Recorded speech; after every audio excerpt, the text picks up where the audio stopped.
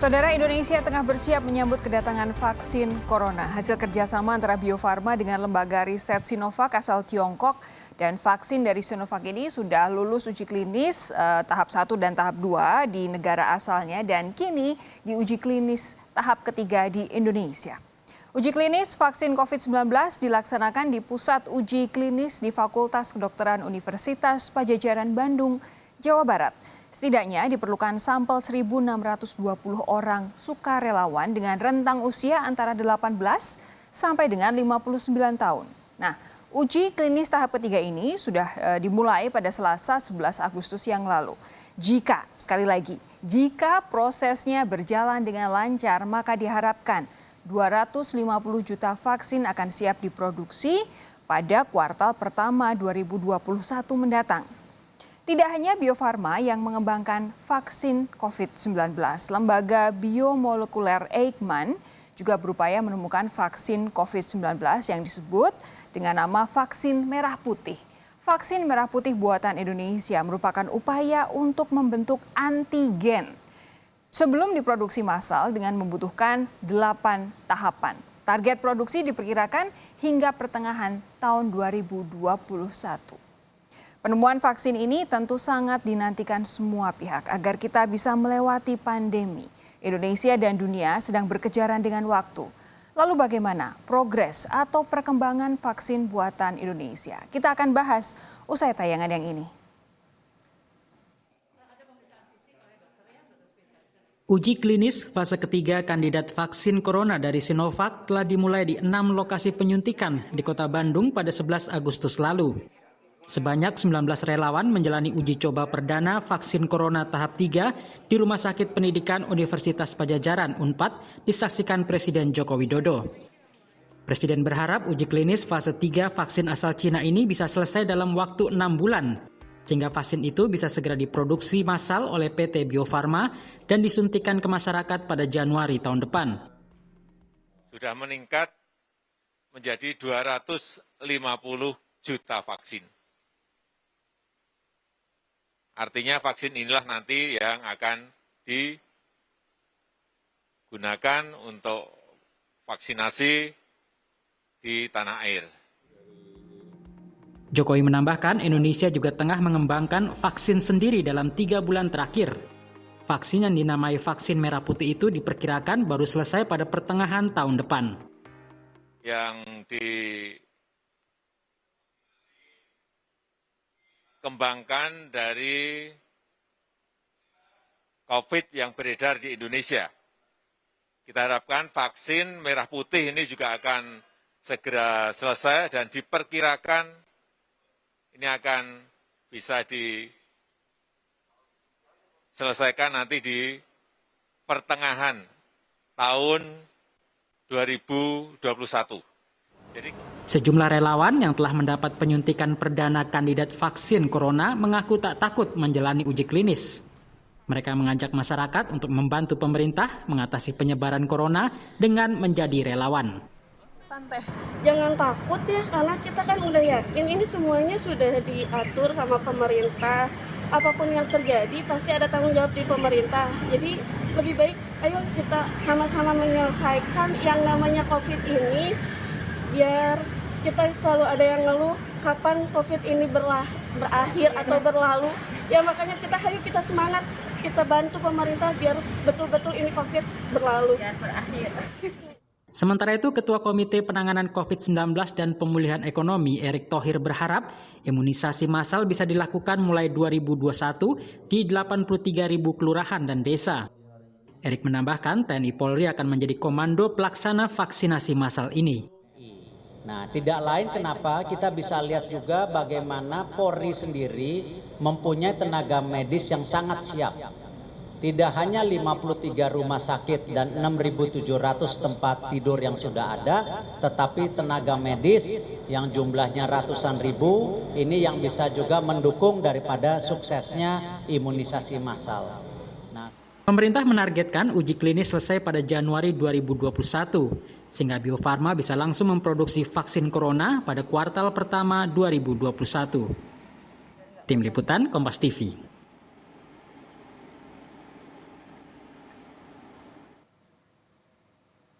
Indonesia juga tengah mengembangkan vaksin corona mandiri kerjasama antara lembaga biomolekuler Eijkman dan 3 kementerian yaitu Kemenristek, Kementerian Kesehatan, dan juga Kementerian BUMN. Target dari vaksin merah putih ini saudara diharapkan bisa diproduksi secara massal pada pertengahan 2021.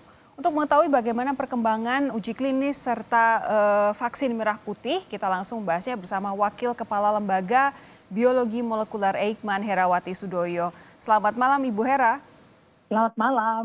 Ibu Hera, ini kami berencana nanti juga akan berbincang dengan perwakilan dari tim uji klinis dari Unpad. Tapi karena baru ada Ibu Hera, saya mau tanya semua aja ya Bu ya. Ibu Hera, saya mau menanyakan lebih dulu. Jadi apa sebenarnya beda yang paling krusial, paling prinsipil dari vaksin yang saat ini diuji klinis di Unpad, didatakan dari Sinovac dengan vaksin merah putih? Saya kira kalau kita mau bicara mengenai perbedaan, kita harus tahu dulu bahwa vaksin untuk COVID-19 itu memiliki banyak platform. Ya. Platform itu kan berarti pendekatannya. Nah, Sinovac atau CoronaVac tadi itu dasarnya adalah inactivated virus. Jadi virus yang kemudian dibuat menjadi tidak aktif dengan bahan kimia maupun dengan radiasi gamma mungkin. Ya. Nah, tapi apa yang kita atau apa yang Indonesia buat itu platformnya adalah protein rekombinan. Jadi kita hanya mengambil bagian saja dari virus tersebut dan itulah yang kita pakai untuk merangsang respons imun dari manusia. Jadi ini tadi yang disebut sebagai antigen itu ya Bu ya? Ya, kita membuat antigen. Asalnya antigen dari mana? Kalau virus CoronaVac tadi yang berasal dari Sinovac kan virus yang dilemahkan. Kalau antigen ini asalnya dari mana? Nah, jadi apa yang kita awal itu kita kan mempunyai isolat virus Indonesia. Ya. Nah, dengan informasi genetik yang ada di virus tersebut, itu kita membuat strategi untuk mengisolasi dan memperbanyak gen tertentu yang menyandi protein yang akan dibikin antigen. Target kita itu protein spike.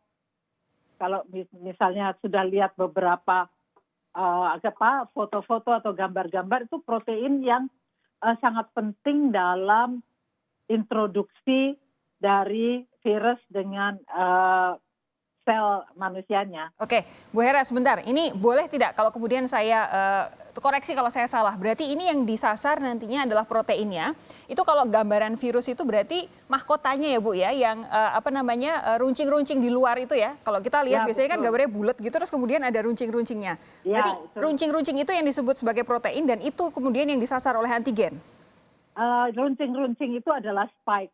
Itu spike-nya ya. Ya, itu spike-nya. Nah, yang disasar oleh antigen ini bagian mananya?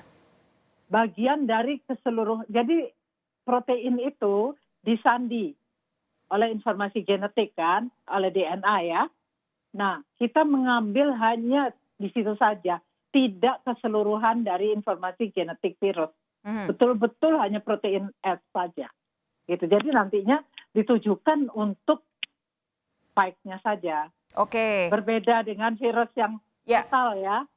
Bedanya kemudian apa kalau yang dituju adalah spike-nya saja Bu Hera? Cara kerjanya deh, mungkin bukan bedanya. Ya. Tentu sangat berbeda ya. Kalau misalnya itu activated virus, kita sebenarnya mendapatkan zat anti terhadap total virusnya itu sendiri. Gitu. Sedangkan kalau kita hanya mengambil bagian tertentu saja, itu adalah biasanya bagian-bagian yang krusial, bagian yang penting untuk interaksi antara virus dengan manusia. Kalau itu dihambat, kan juga tetap tidak ada terjadi infeksi tersebut. Oke, gitu. jadi fungsi dari vaksin antigen merah putih ini nantinya karena dia diambil dari proteinnya, otomatis dia bisa mendeteksi untuk kemudian membentuk semacam antigen sendiri supaya akhirnya virus COVID ini tidak bisa masuk ke tubuh yang sudah disuntik begitu ya?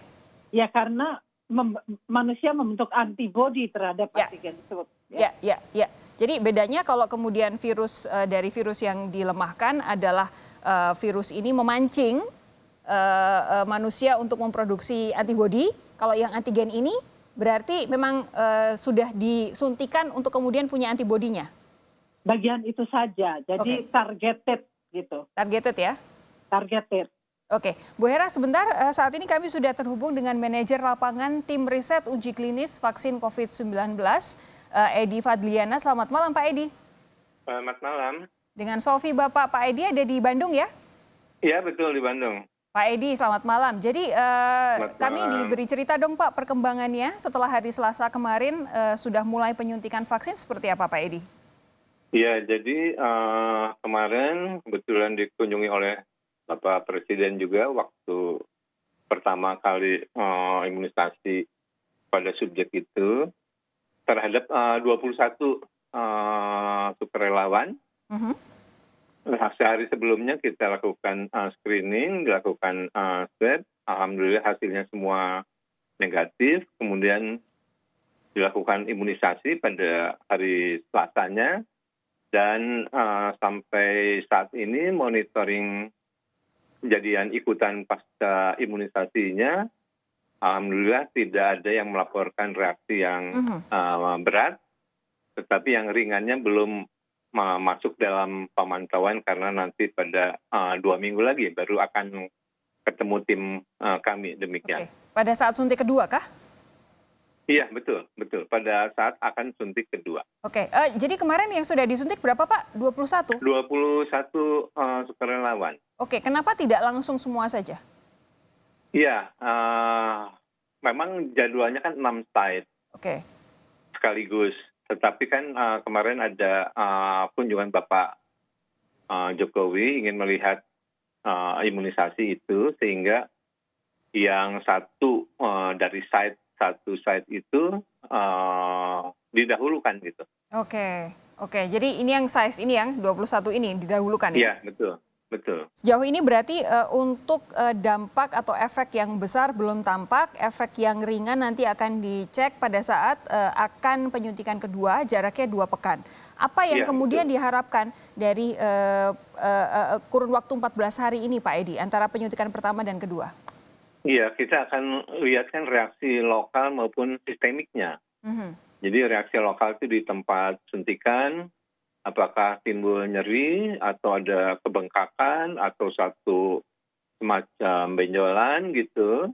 Dilihat juga berapa hari, kapan hilangnya, kemudian terjadi kejadian sistemik, apakah timbul demam misalnya atau semacam kelelahan, dan sebagainya itu dipantau juga lamanya atau kalau sampai berobat ke dokter juga obat-obatan apa yang digunakan. Jadi intinya kita melihat terutama keamanannya. Sedangkan nanti kadar antibodinya baru setelah 2 kali penyuntikan baru akan kita ukur kadar antibodinya. Jadi kalau kemudian sudah waktu hari Selasa lalu 21 orang, sisanya apakah sudah atau kapan, Pak Edi? Ya, rencana besok. Jadi besok sekitar 100 sukarelawan akan mendapatkan imunisasi. Ya, demikian. Apakah sampai dengan saat ini memang sudah 1.620 sudah terkumpul semua Pak, sukarelawan? Sukarelawannya sampai hari tadi 1.451. Sisanya masih dibuka sampai dengan nanti tanggal 31 Agustus ya? Iya, betul. Kalau ada yang mau jadi sukarelawan ya? Iya, betul. Kenapa kemudian harus per batch sih Pak? Ada semacam kelompok-kelompok begitu, kenapa tidak langsung jadi satu semua disuntik pada hari yang bersamaan? Iya, rencananya demikian, 6 site itu akan bersamaan. Namun kan berkaitan dengan kunjungan Bapak Presiden, jadi nggak ada masalah, yang satu site kami dahulukan. Gitu. Jadi memang supaya tidak terlalu banyak orang begitu ya? Karena kemarin Pak Jokowi datang kan ya? Betul. Lalu begini Pak Edi, jadi kalau kemudian sampai dengan tanggal 31 nanti saya bayangkan berarti kan akan ada beberapa size yang ditunggu sampai dengan full terpenuhi kapasitas jumlah target sukarelawan. Nah, ini nanti sampai dengan tanggal 31 berarti akan ada penyuntikan terus, Pak? Jadi sampai tanggal 31 itu kan pengumpulan itunya sukarelawannya. Mungkin dalam 1-2 hari lagi sudah mencapai ukuran 1.620 itu. Kalau penyuntikan dan itu kita lakukan sekarang itu merekrut subjek itu setiap hari Selasa, sedangkan imunisasinya kita lakukan setiap hari Jumat dulu ya untuk yang awalnya. Oke, ini menarik karena bagaimanapun cara kita berupaya untuk memerangi COVID-19 ini kan harus dengan berbagai cara.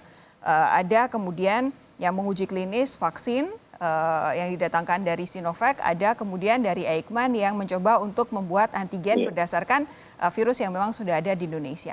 Apa yang kemudian terjadi dengan dua penelitian ini kalau salah satu kemudian sudah dianggap berhasil lebih dulu, akan saya tanyakan baik kepada Bu Hera maupun Pak Edi sesaat lagi. Saudara jangan kemana-mana, tetap bersama kami di Sapa Indonesia Malam.